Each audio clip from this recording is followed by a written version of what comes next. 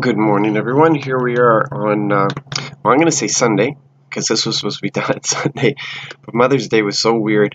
So many phone calls, breakfast to make, all that sort of stuff that I completely forgot to do the video, and hoping to use this in the future, so I'm trying to keep it in order. So we're going to say this is Sunday, and in today's reading, we see David's sin, his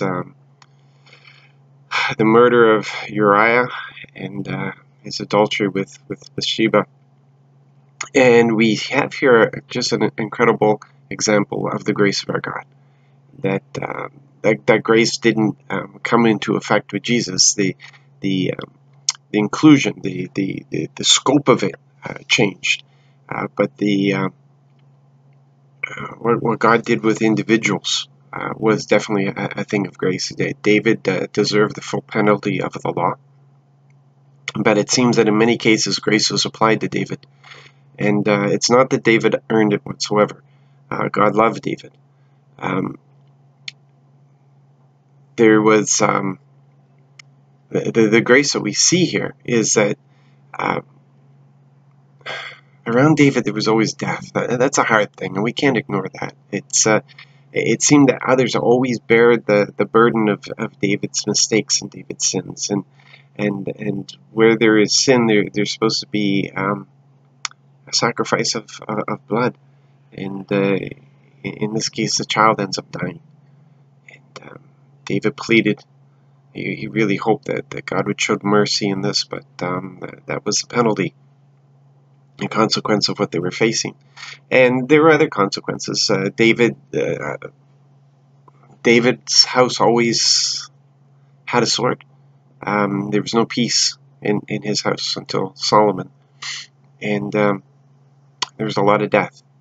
And everything that the Lord said would happen happened. And we know that one of his sons turned against him later on, and it's the seeds that are sown when we don't stay in the function in what God asks us to do. But the grace that is shown here is that we see out of the union of David and Bathsheba the fruit of Solomon.